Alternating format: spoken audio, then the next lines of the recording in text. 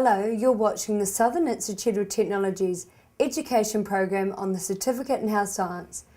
Today we're going to be looking at the immune and reproductive systems. So we're going to start the show with Dr. Pat Hesterlow, who's going to explain to us how the immunity system works. Hi there. Hi. Why do we need an immune system? Well, it is the way the body protects itself against all sorts of foreign onslaughts, infection, inflammation, allergy. The immune system's responsible for all of that, keeping our bodies healthy basically and protecting it.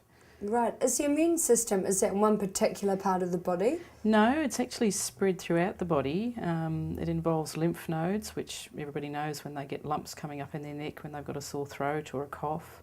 And those are usually lymph nodes which bring more white cells into the areas. So the blood is also part of the immune system. White cells help to fight off infection by gathering wherever infection is. The spleen, which is a big organ in the abdomen, is like a big lymph node, and so that helps to get rid of toxins and get rid of dead cells. The liver also plays a part. There's lots of things that are involved in the immune system. I mean, I guess one of the first things is the fact that we have skin that's usually intact and without holes in it, and that helps to protect against foreign things getting into the body. The nose and mouth with the mucous membranes, that's all part of the immune system as well. Right. So going back to our glands, when our glands and things come up, is that a direct response to the immune system? Yeah, it's like the immune system recognises that there's something foreign, like you might have a virus, a cold, or the flu, and then these lymph nodes swell up and basically they're full of white cells that then get into the area and try and fight off that virus and get rid of it. So the immune system's really closely linked to all the other parts of the body? Absolutely, yeah. It's quite important really. I mean, people know if they have a deficient immune system, their whole body feels terrible, and lots of different systems in the body start packing up really. Right. So how exactly does it work then? How do we know when things are going wrong? Well, we would tend to know by inflammation. So often if you think about a virus coming into the system and maybe it gets in through the nose or the mouth, and so then you would respond with a sore throat. Now the throat is sore because there's more blood flowing to that area, so if you look into your throat you'll see that it's redder, and then white cells come into the area, so if you look into your throat and you see sort of pus, which is basically just dead white cells, then that's another way of knowing that the immune system is active. Things swell up, so often when we've got a sore throat we feel like it's harder to swallow and breathe because everything's swollen up, and also the pain mechanisms get into action to let you know that something's wrong too. So your throat becomes not only red and swollen but sore, and it's often harder to do all sorts of things. Even breathing can become painful when you've got a cold or some sort of viral infection. What about our sleep? Quite often we seem to feel more tired. Is that to do with the immune system as well when we're about to fight something? It does seem to be when the immune system is sort of working overtime. And I don't know that I could actually say there's any particular one part of the immune system that makes that happen, but we certainly know if people are able to sleep more or certainly rest more, their immune system will get a better chance of fighting things off and doing what it's supposed to do. So one of the big things if you do have a cold or some sort of viral infection is to certainly get your normal amount of sleep, plus a bit extra if you can. And some people seem to have a lot lower immunity than others. They do. What causes that? That's a really tricky question. I mean, there are some medical conditions that can cause that, some immune deficiency diseases that mean that your immune system either doesn't have the right number of white cells or doesn't have the right equipment, or it doesn't act properly, it doesn't actually fight things off. And what will cause it to be like that? Oh, well, there's lots of things. I mean, I guess the thing that sort of hits the papers often is AIDS, which is called acquired immune deficiency syndrome, meaning that the AIDS virus gets in and basically disables your immune system. It stops it from working. So what can we do to boost our immune systems? Yeah, it's a good question really, and unfortunately it's not here, take a pill. It's usually more like make sure that you're getting at least 7 or 8 hours sleep a night, each night, because it's not something you can kind of cram and do right at the last minute when you've got a virus. You should be sort of trying to do that all along to make sure your immune system fights things off quickly. Make sure that you're eating okay, fruit and veggies, and having enough carbohydrate to have energy. Drinking enough water is important, because if you get dehydrated, then often the whole body becomes quite sluggish and slow to work. Some people believe in taking multivitamins to try and boost specifically sort of vitamin C and vitamin D. Those vitamins are supposed to be helpful in fighting off infection. What about the flu vaccines? Yes, well, we have a number of vaccines. I guess the flu vaccine is quite sort of topical in winter, because we do seem to get epidemics of flu on quite a regular basis. And I mean, there've been a couple of big epidemics, like I think it's back in 1918, where tens of thousands of people died of the flu, and there was nothing that could be done because when they got it, their immune system couldn't act quickly enough to fight it off. So it was then thought that if we could introduce a sort of modified version of the flu virus into the body, have the immune system recognise that and form a response to it, then the next time you got exactly that flu virus, again your body would form that response much more quickly, and you'd be able to fight it off more quickly. Great, thank you, Pat. Thanks for your time. Thank you.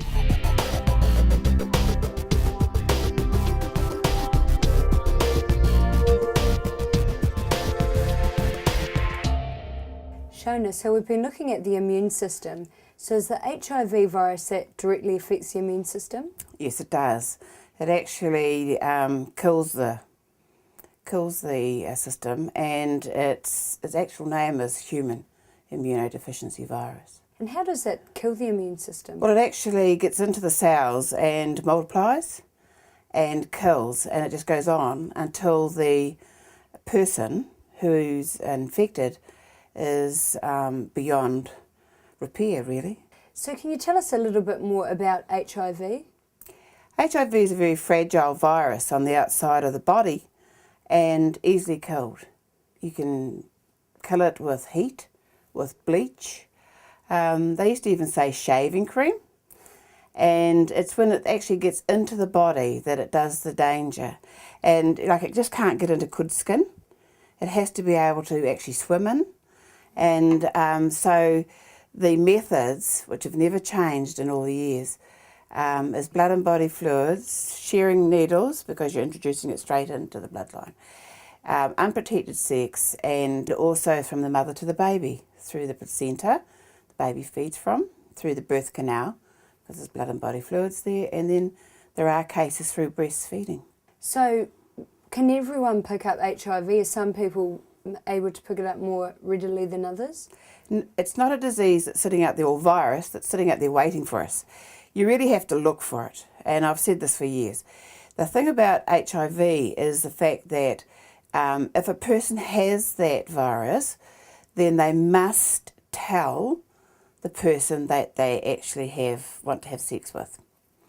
There's very few in New Zealand through IV line, so the greatest number has always been men who have sex with men. Right. Today, that's not actually happening. It is through heterosexual couples.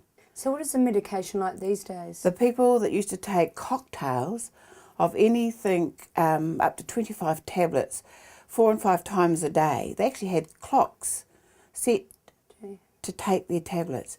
Today, they're on 3 or 4 tablets, and probably less now, because 96 they produced a protease inhibitor drug, which stops the virus from multiplying. And today, we've got people who don't show the virus. So you can't kill it? No, not yet. But you can sort of keep it at bay? You can keep it very, very low. In fact, as I said, people don't have the reading of it. But the other thing about it is that when they do that, they get very complacent. Right. And that's really not allowed. Because you think, oh, I'm okay. A pill will fix me. I've been told that. A pill will fix me. It won't fix you at all until they can kill the virus or provide a vaccine. So if you manage to keep it at bay, would lifestyle affect it? Oh yes, definitely. People today are living much, much longer. In fact, in an article I researched recently, they said 32 years. People have actually lived and are living. So that's people that's had it long before we even talked about it, because it was mentioned in papers in 1935, and New Zealand talked about it in 82. And so people are certainly living. I know people that are 16, 17 years, and some of those people aren't even on medications. So does HIV affect many New Zealanders? There's, I think the last count, which we got in February of this year, was 2,677 cases. And of that, 1,600 have AIDS, which is Right. acquired immune deficiency syndrome. Yeah, that was my next question. How does HIV and AIDS link, and are they one and the same? Well, the virus is HIV, and then persons, and not everybody, because you could get killed by being run over by a truck, but at the end product of an infection with the virus is called acquired immune deficiency syndrome. And there's 26 different conditions that make up that syndrome. And, you know, like things like normal skin conditions. If a person with HIV has psoriasis or dermatitis, you don't have any let-up, where most people will have a break. And, you know, the pneumonia, that's what started people off, was young, strong men being diagnosed with the pneumonia. And then they got a pattern, of course, of it being young, strong, gay men. But the last 2 or 3 years, heterosexual couples have actually outdone. And last year, there was more females into those heterosexual. There was something like 85 heterosexual, and 40 were men and 45 were women. Gee. And the other sad thing, there's still children. There's still children being born or being born overseas and coming to our country. And they've started the antenatal. You have the option of having a blood test done for HIV. And they've picked up, since they've been doing it, which is not very long, they've picked up 1 case. Just shows you we all have to be really aware, don't we? Everybody, unless you're in a monogamous relationship and both parties are fine, then you're safe. But there's no way that anyone can say, oh, she's got or he's got. No one really, unless they are ill, you would see. They're healthy, just as you or I. The only thing is, once their immune system is broken down, they become really like they've got cancer. So they waste, their body wastes. And that's really the only time. So where can people go for testing? People can go, Melissa, for a free HIV test for 4 clinics a week at the Q10. They can also go to their own GPs. And I believe also family planning will do that too. And it's a blood test, and we look for the antibodies. And the only thing we do say is that they must be free of any risks for 6 weeks. I'm sure we're just scratching the surface, Shona. Could go into a lot more in depth, but thank you for your time. Thank you very much.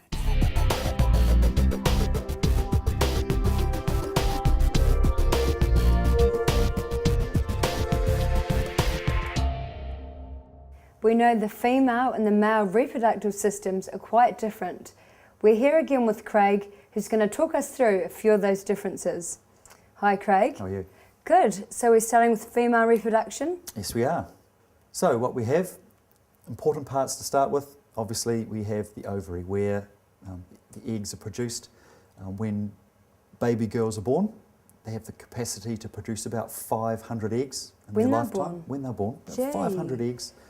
Obviously, during the course of a woman's life, she doesn't tend to release 500 eggs, but they're there just in case.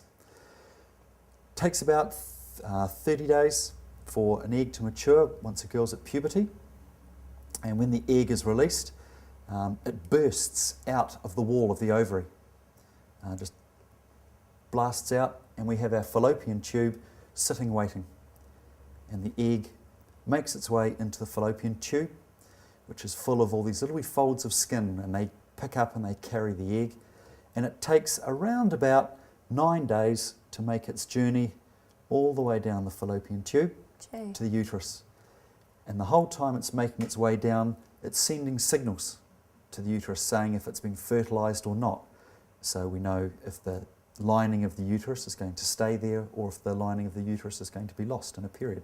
Right. So it's a bit of communication. Makes its way down into the uterus, which actually is quite small. It's only about the size, palm of your hand. Okay. And as we all know, this is where the baby's going to develop. And if the egg's been fertilised, it will burrow its way into the lining of the uterus, and it puts out an artery into mum's arteries and a vein out into mum's vein through the placenta, and it's just a bypass. So all the nutrients that mum's taking in flows through her blood supply into the baby, through the baby's blood supply, and baby's passing wastes out into mum's. So that's why it's important women don't drink when they're pregnant and things like that. You know, it's going to affect the baby. Absolutely. Other important parts. Down here we have a tiny wee opening at the bottom of the uterus, and we just see it there. And that's the cervix. And it's a tiny little wee hole.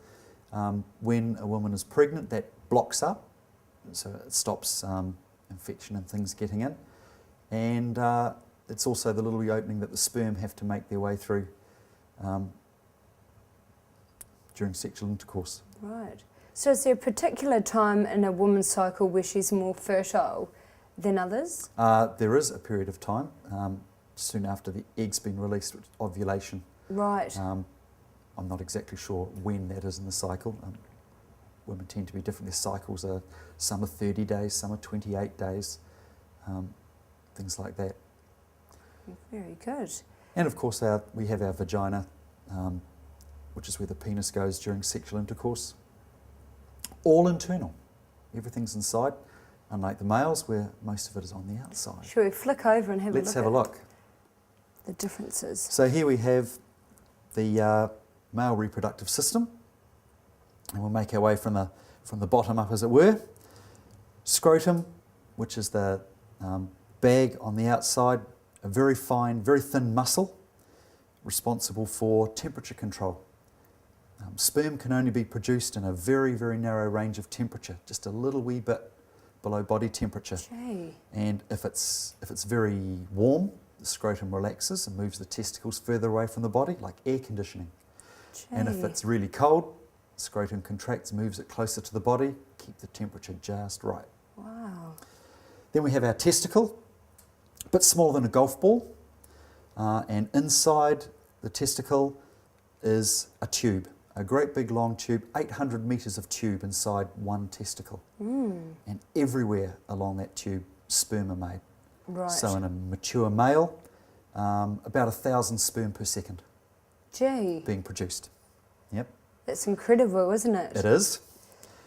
And we make our way up, and we have this thing here. It's about 6 metres long, curled up on top of the testicle, the epididymis, and it's the sperm waiting room, if you like. Right. That's where they all wait, depending what's going on. How long can they stay without dying there?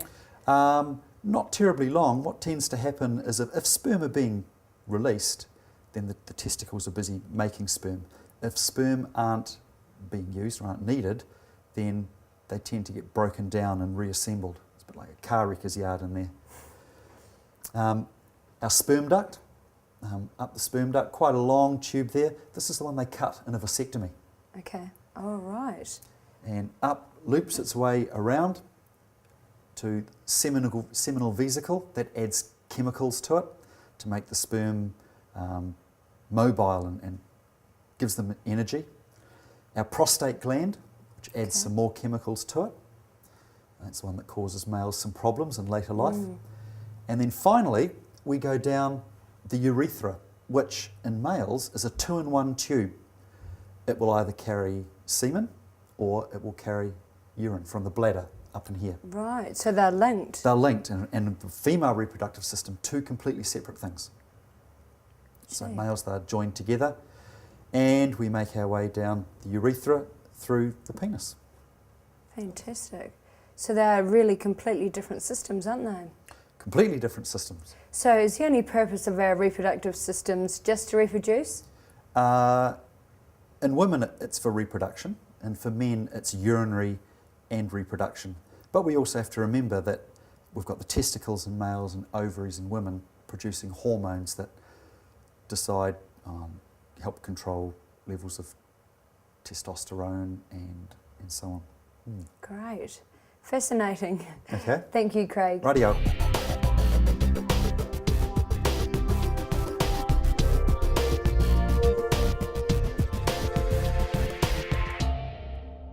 And of course, the purpose of the reproductive systems is to produce babies. You can join me today as I have a pregnancy scan. Thanks for doing this, Bernadette. That's all right. All right. First of all, we're going to look and see how the baby is lying in your tummy. Up here, close to your tummy button, is the baby's head, which is this round area here. And a little bit lower down, we see the heart beating in there. And a lot of movement here.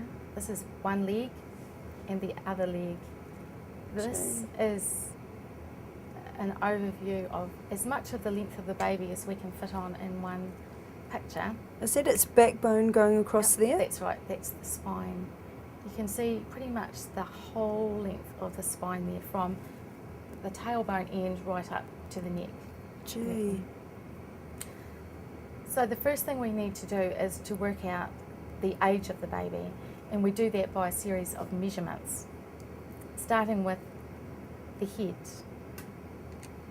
And these crosses are measuring the baby's head from ear to ear. That's where the ears would be if we could see them. Gee. And we pop them into this calculations here. This measurement now is going around the outside circumference of the head, right round the edge. And those measurements come out to around 23 to 24 weeks. Yep, that's right. So then we move down to the baby's thigh bone. So this is the bone from hip to knee.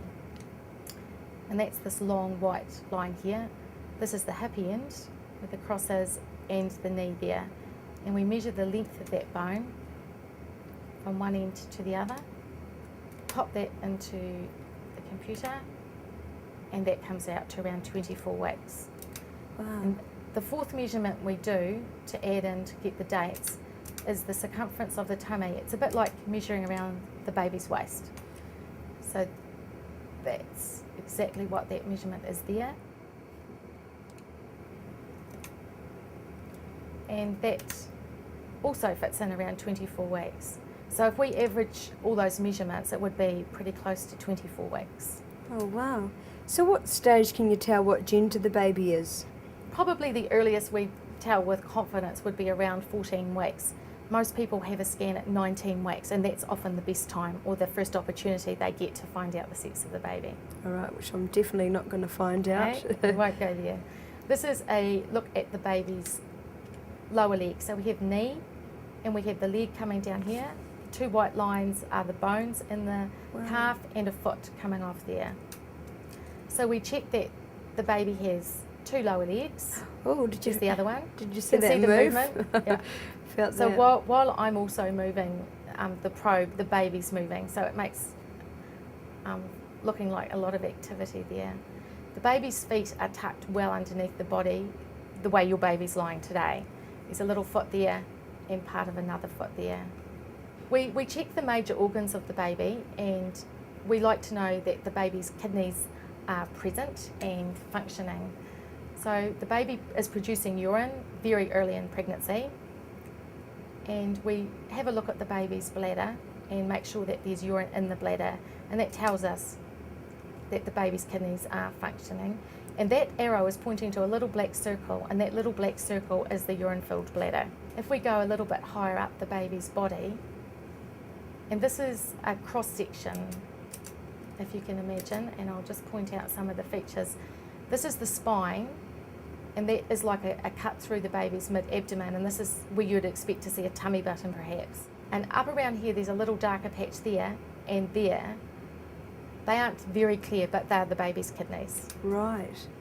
And they're extremely important that we know that they are present. Your baby's rolled onto its tummy, so it makes it a little bit tricky to see some things. This black circle in here is fluid, and that's fluid in the baby's stomach.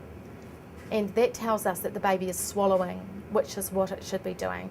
So all the black around here is the fluid baby's floating around in, and it swallows that same fluid.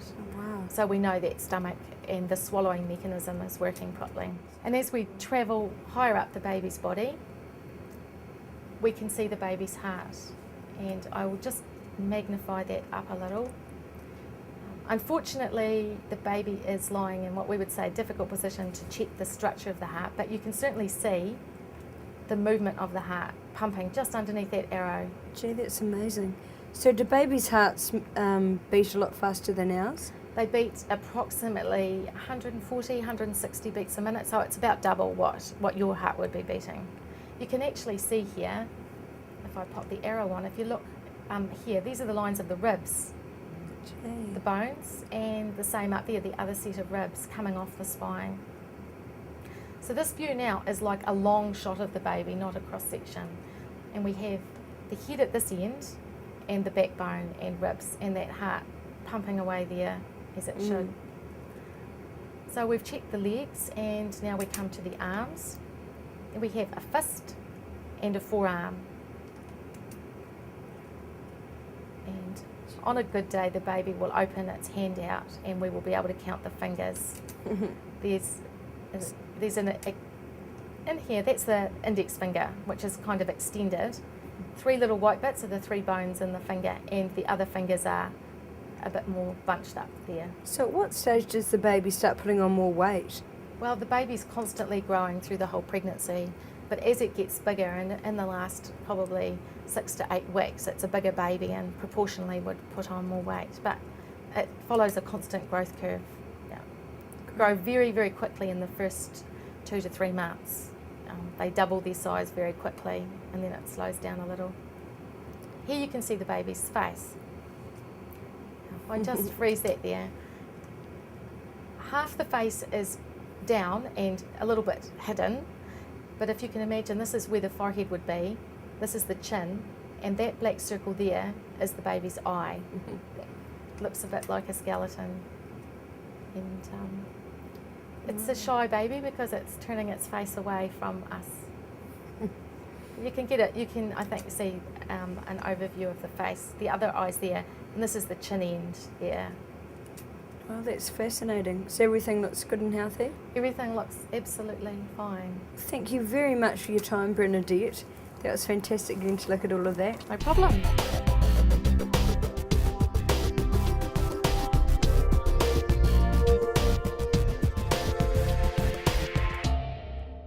Thank you for joining us. You'll have to tune in next week when we look at abnormalities within the human body. But until then, if you'd like more information in the Certificate in Health Sciences, you can contact the team at SIT on 0800 SIT to learn. See you then.